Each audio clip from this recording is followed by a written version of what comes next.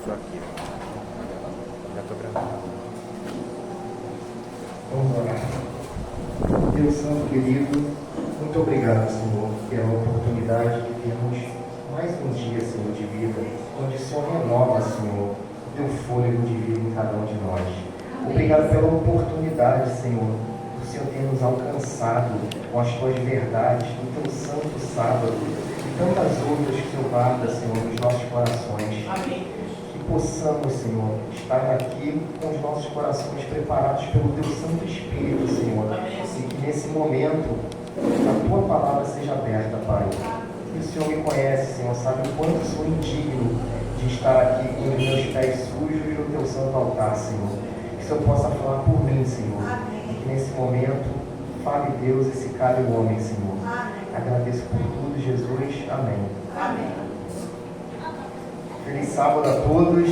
Mais uma vez, muito obrigado por poder estar aqui com vocês. Eu me sinto muito bem sempre que estou aqui na casa do nosso Pai, na nossa casa, a casa que Deus preparou para cada um de nós nesse dia tão especial. E como é bom ver o trabalho dos irmãos aqui na comunidade, com tantas crianças. Eu saio daqui sempre motivado a continuar a fazer mais, a me inspirar mais, porque eu vejo o exemplo que vocês dão aqui para tantas pessoas fazendo uma linda obra. Então, primeiro, que Deus continue abençoando cada membro dessa igreja, que Deus continue usando cada irmão, cada irmã, para que esse trabalho possa ir à frente, que mais pessoas sejam alcançadas pela palavra do Senhor. Bom, eu vou começar nessa manhã fazendo uma pergunta a vocês. Como você reage diante das dificuldades? Como você tem reagido diante das crises que acabam acometendo? Poxa, Augusto, mas eu não vivo uma dificuldade no momento. Eu não vivo uma crise no momento. Mas, irmãos, todos acabam concordando que nós vivemos em um mundo em crise. Nós vivemos em um mundo em crise de valores, que vai na contramão das coisas divinas. Nós vivemos em um mundo em crise natural, com terremotos, com desastres que acabam acontecendo. Vivemos muitas vezes em cenários de crises econômicas, financeiras e por aí vai. E a pergunta é, como você tem reagido a essas dificuldades que acabam muitas vezes alcançando a vida de cada um de nós? Por quê, irmãos? Porque o tema dessa manhã será a esperança em tempos de crise. Muitas pessoas, elas acabam perdendo, irmão, a esperança e desistindo, se rendendo, deixando de lutar. E quando isso acontece, irmão, muitas vezes não é somente com irmãos de fora da igreja. Muitas vezes vemos isso com irmãos de dentro da igreja. Irmãos que estão abatidos, irmãos que precisam ter a sua fé renovada, a sua esperança renovada no Senhor. E, irmãos, nós temos um Deus que Ele é a fonte da esperança viva, a fonte da esperança inabalável. É um Deus que Ele não quer que você desista. Um Deus que não quer que você desanime. Um Deus que não quer que você se encolha. E Ele quer ter a certeza que você, quanto servo desse Deus, confie que Ele é um Deus vivo e atuante na sua e na minha vida. Então, nesse momento, irmãos, vamos abrir a palavra de Deus em João 16 e vamos ler o versículo 33.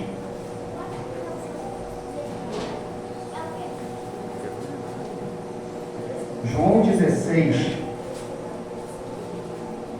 33, ele diz o seguinte: estas coisas vos tenho dito para que tenhais paz em mim. Pois no mundo passareis por aflições, ou tereis aflições, mas tende bom ânimo, eu venci o mundo. Aqui, irmãos, Essa palavra, ela foi escrita num contexto de despedida. Essa palavra, ela foi dita por Cristo na última ceia de Cristo, num dia antes de Cristo ser crucificado. Ou seja, Cristo aqui preparava os seus discípulos, preparava a humanidade para que eles pudessem ter paz nele. E por outro lado ele disse: irmãos, filhos queridos, vocês terão aflições. E aí, quando eu busquei a resposta para Augusto, como eu vou viver, como eu vou ter esperança em momentos de crise, eu fui consultar a minha Bíblia comentada, e aqui eu achei o seguinte: o que é ter paz em mim? Quando Cristo diz: essas coisas vos tenho dito para que tenhais paz em mim.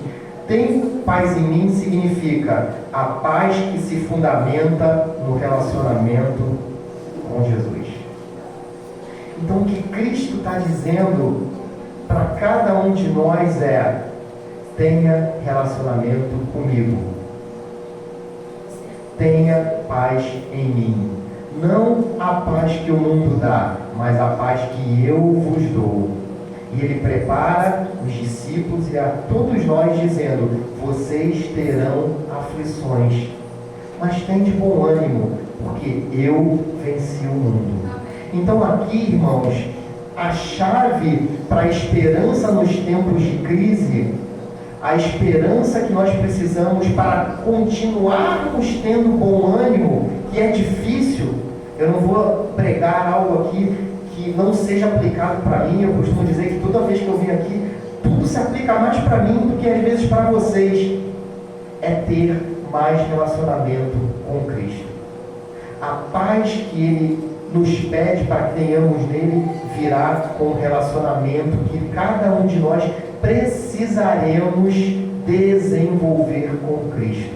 Obviamente que alguns desenvolvem mais relacionamento nos momentos difíceis, outros nem tanto, e o relacionamento é algo muito pessoal, é algo muito individual. Mas aqui o grande pedido de Cristo é: tenha relacionamento comigo, eu vos dou a minha paz, porque no mundo tereis aflições, mas tende bom ânimo. Então, irmãos, quando olhamos exemplos bíblicos de pessoas que tiveram paz em Cristo em momentos de aflição, encontramos inúmeros casos. Podemos citar aqui o exemplo de Jó, que passou por inúmeras dificuldades e teve paz no Senhor, e teve fé no Senhor. Podemos citar aqui exemplos como Paulo e Silas na própria prisão, que mesmo estando presos, louvavam o nome do Senhor, cantavam, agradeciam, entoavam hinos ao Senhor.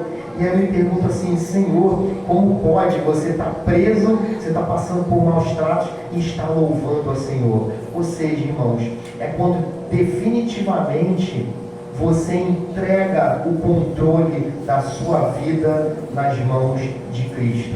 É quando você ter a certeza que esse momento que você está passando, que eu não sei qual é, de dificuldade, você diga assim: quando Deus quiser, esse problema terá um fim. Enquanto Deus permitir que este problema esteja na minha vida, eu peço a Deus forças e esperança para continuar lutando contra ele. Mas quando Deus decidir acabar, esse problema será eliminado.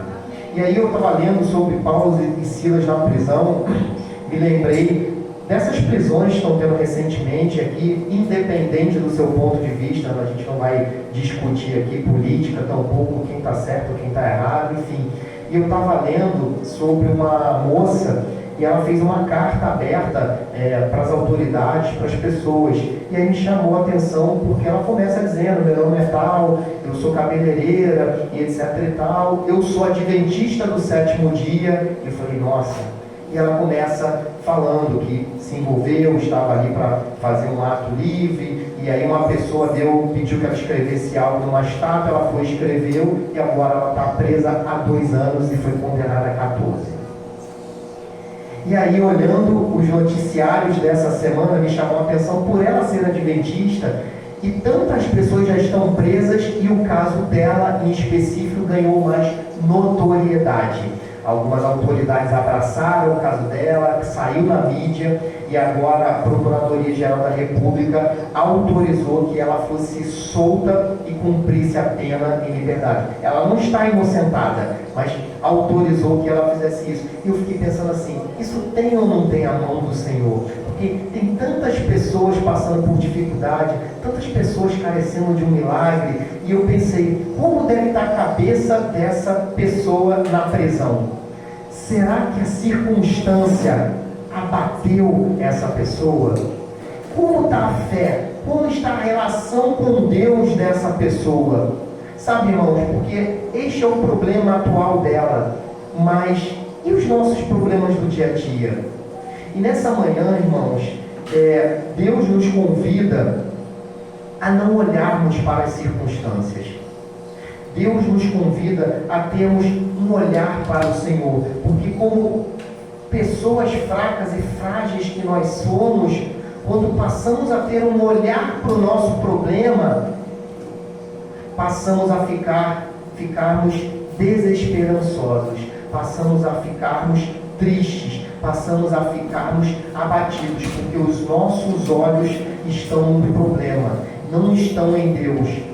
Então, nesse momento, eu fico me pensando, Augusto, o que eu tenho que fazer diariamente para que o meu pensamento, para que os meus olhos estejam no Senhor? E aí, Deus foi tão perfeito comigo que eu fui achar esses comentários bíblicos que diz: a paz de Deus está no relacionamento diário que você construir com Ele. Então, irmãos, Ele está muito além de estarmos somente aqui no culto de sábado, porque você vai sair daqui muitas vezes com a palavra no seu coração, e quando você vai chegar no sábado à noite, ou nem mesmo à noite, no sábado, meio-dia, você vai se lembrar do problema, você vai se lembrar daquela situação que você precisa resolver, que ela está te comprometendo. Mas, irmãos, quando colocamos os nossos olhos no Senhor, passamos a ter a nossa esperança revitalizada e reabastecida. Então eu citei aqui um exemplo de uma pessoa que eu acabei vendo que é adventista, e que a gente possa de fato orar por ela também. E agora vamos abrir, irmãos, a nossa Bíblia em Isaías capítulo 40 e vamos ler o versículo 21.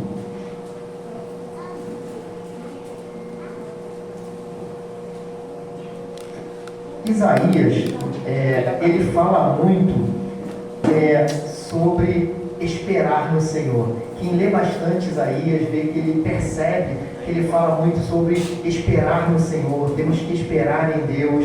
Em Isaías 40, versículo 31, eu falei acho que 21, versículo 31, diz o seguinte: mas o que esperam no Senhor renovam as suas forças, sobem com asas como águias, correm e não se cansam, caminham e não se fatigam. Aqui, irmãos, Isaías, ele nos pede para fazermos um exercício, e esse exercício é de esperar no Senhor. E como eu ia falar exatamente isso, e como é difícil esperarmos no Senhor, principalmente no mundo que vivemos hoje, principalmente para esses pequeninos, que hoje o mundo é tudo imediato, tudo precisa ser em tempo real, tudo precisa ser para ontem. Conversávamos na escola, ontem tinha uma reunião para tratar sobre os assuntos do meu filho na escola, e a gente falava sobre isso, que no nosso tempo o pai falava: olha, você tem que esperar um ano, se você passar de ano, se tiver tudo bem, se eu tiver condições, eu te dou uma bicicleta de Natal. Você esperava um ano para todo aquele cenário se concretizar, você passar de ano, o seu pai ter condição para te dar uma bicicleta. E hoje, muitas vezes, a criança precisa e quer a bicicleta na hora, ou o pai e a mãe dão a bicicleta na hora. Ou seja, a gente perdeu aquele sentimento de esperar, aquele sentimento de aguardar. A gente tem as coisas muito de forma imediata. E muitas vezes, irmãos, o que acomete os irmãos em Cristo é não conseguir esperar.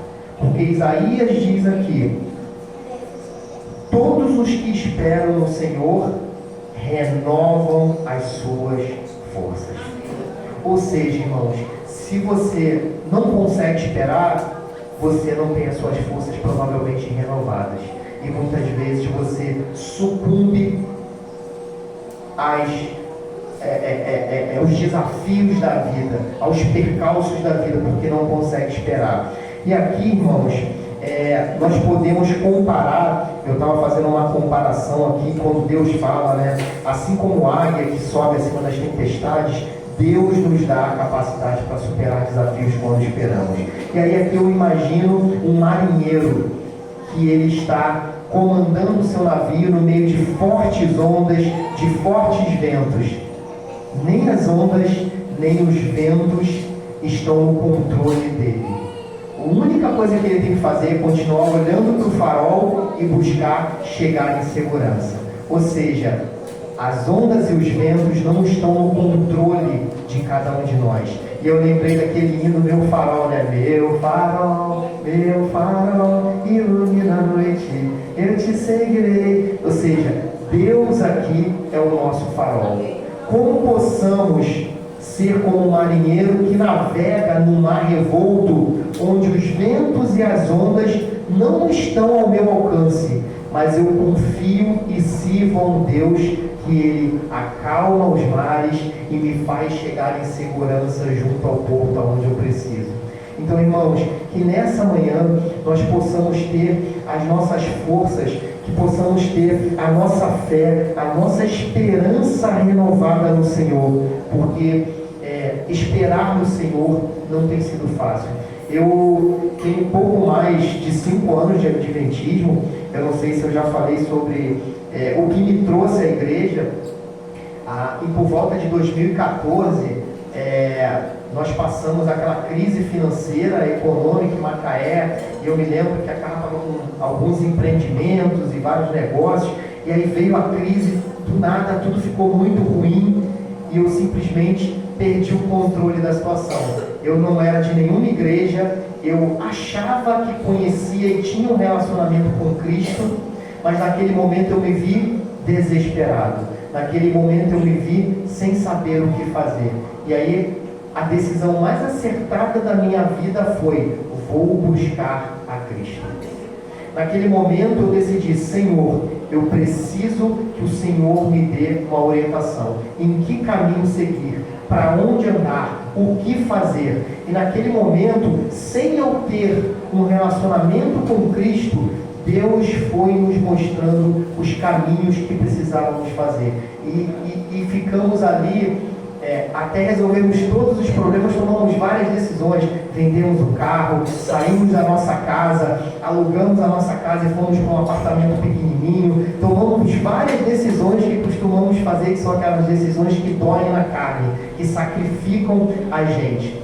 E, irmãos, esse período, que foi o período para colocar tudo em ordem, ele não demorou muito. Ele demorou apenas 5 anos. 5 anos. Ou seja, durante esse período de exatamente 5 anos, Deus veio trabalhando a nossa fé.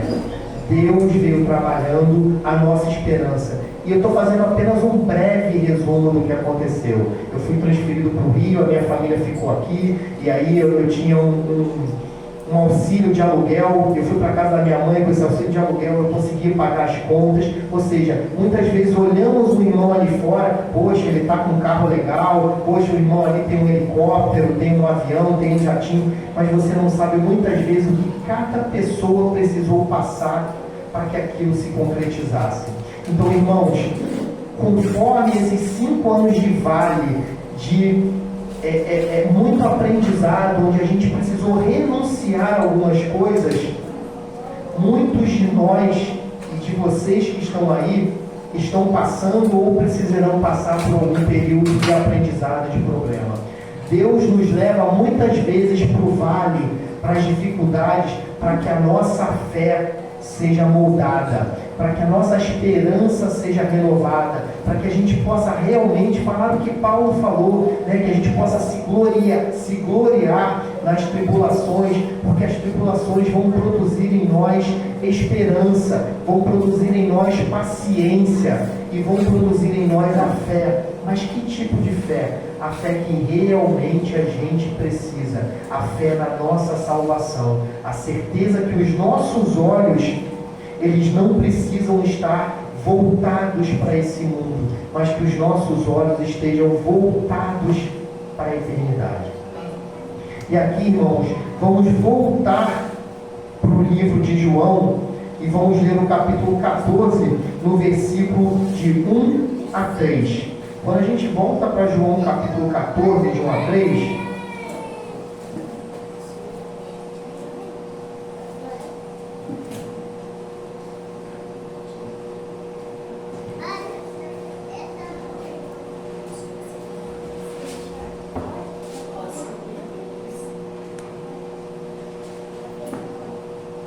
quando nós voltamos aqui para o João 14, de 1 a 3, ele diz o seguinte: não se turbe o vosso coração.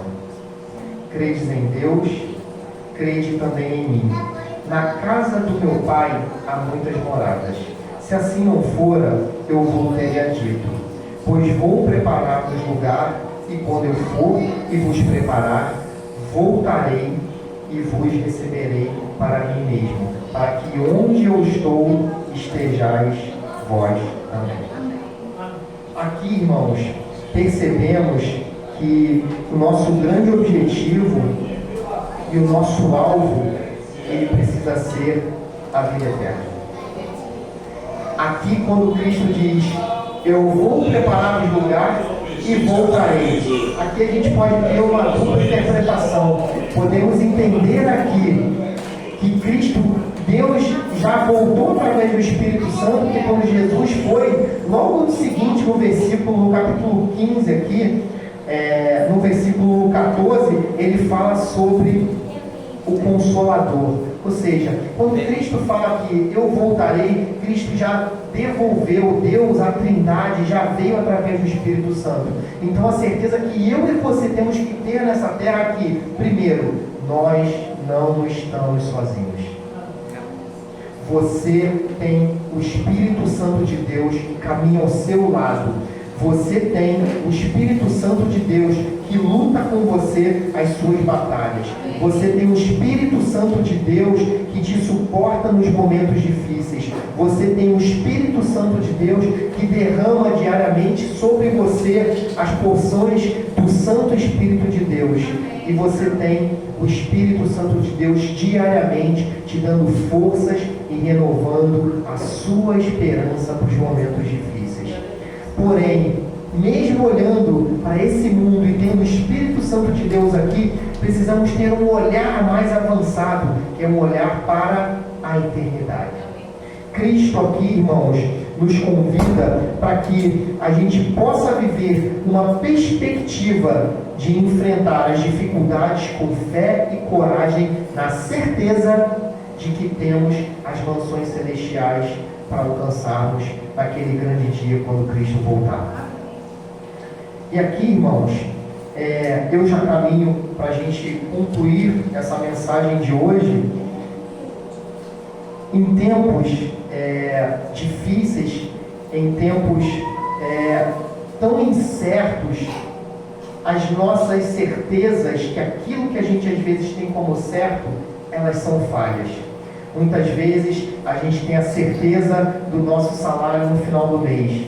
Muitas vezes a gente tem a certeza que eu vou estar empregado porque o meu chefe gosta de mim. Muitas vezes eu vou ter a certeza de que eu tenho um saldo na minha conta que vai pagar as minhas contas no final do mês. E aqui, irmãos, eu preciso dizer para todos vocês que as certezas do mundo, elas são incertas. Elas não são certezas. A única certeza que nós temos é a certeza em Cristo Jesus. A única certeza que nós temos é a certeza que Deus vai nos dar a sua paz a força, a promessa da eternidade junto às mansões celestiais naquele dia. E aí eu pergunto, aonde está a sua esperança hoje? Quando lemos aqui, irmãos, Romanos, capítulo 15, versículo 13, podemos ler e dizer o seguinte: que o Deus da esperança os encha de toda alegria e a paz por sua confiança nele, para que vocês transbordem em esperança pelo poder do Espírito Santo. Irmãos, se talvez eu tenha falado para alguém nessa manhã que chegou aqui desesperançoso, que por algum motivo sente que as suas forças estão se acabando, que as suas forças não estão se renovando, fique com essa mensagem de Romanos 15:13. Que o Deus da esperança os encha de toda alegria e paz por sua confiança nele, para que você transborde a esperança pelo poder do Espírito Santo. Que você possa, irmãos, ter forças para rogar ao Espírito Santo de Deus que derrame sobre você a esperança necessária naquele Deus que é um Deus que não é homem, é um Deus que promete e que não falhará, um Deus que naquele dia voltará para nos buscar. Amém. Então, se nessa manhã você chegou aqui desesperançoso, cansado, sobrecarregado, que você possa sair daqui renovado pelo poder do Espírito Santo de Deus, e que Ele possa, irmãos, manter vocês com a firme esperança da breve e volta e retorno de Jesus Cristo, porque Ele prometeu e não falhará. Eu agradeço a Deus pela oportunidade. Nós teremos um louvor agora, não é isso, Jonathan? E depois vamos fazer uma oração juntos. Que Deus possa nos abençoar e continuarmos aqui rogando e pedindo a Deus pelos frutos do Teu Santo Espírito.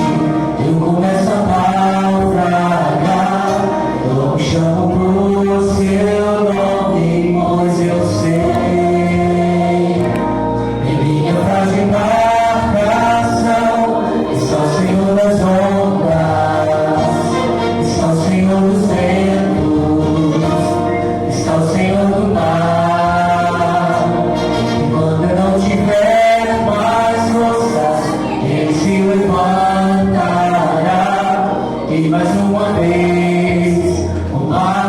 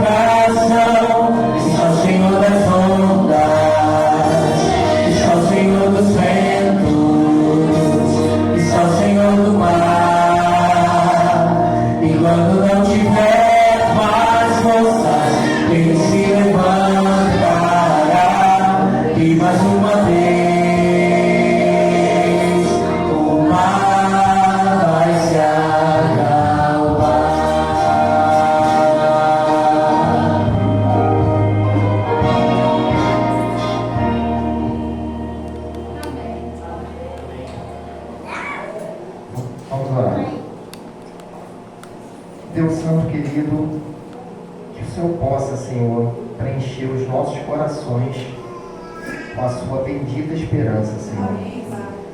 A esperança, Senhor, no teu breve vir para essa terra para nos buscar, Senhor. No seu breve retorno, no seu advento maravilhoso em poder, em grande glória, Senhor. Mas enquanto isso não acontece, Senhor, que o Senhor possa derramar no coração de cada filho, Senhor, que aqui está, que vai assistir essa mensagem, a sua doce e bendita esperança. Que possamos ter a certeza, Senhor, a garantia, Senhor, que o Senhor está no barco da nossa vida, cuidando das ondas, dos ventos, das tempestades, e que em breve, Senhor, viveremos um mar calmo e chegaremos ao porto, Senhor, que é a nossa Canaã celestial em segurança, Senhor. Mas enquanto isso, Senhor, nos dá recursos, nos dá habilidade, Senhor, nos dá condições de passarmos por todas as dificuldades que esse mundo cada vez mais caótico, Senhor, nos obriga a passar. Que possamos sentir, Senhor, a Tua presença diariamente e que, acima de tudo, Senhor, cada um aqui possa sair com a missão, Senhor, com o sentimento e com a necessidade de que precisa Te buscar diariamente, Senhor, para que a Sua paz seja alcançada nos nossos corações. Esteja conosco, Senhor, nessa continuação do sábado, que a gente possa sair daqui com os nossos corações ainda pensando, Senhor, em Ti e na Tua palavra de esperança que foi dita, Senhor, e aberta nessa manhã. Que possamos colocar em nossos corações cada versículo aqui de esperança lido, Senhor, na certeza que o Senhor seguirá conosco até a consumação dos séculos. Muito obrigado por tudo, Jesus. Eu te agradeço no nome do Seu Filho amado. Amém.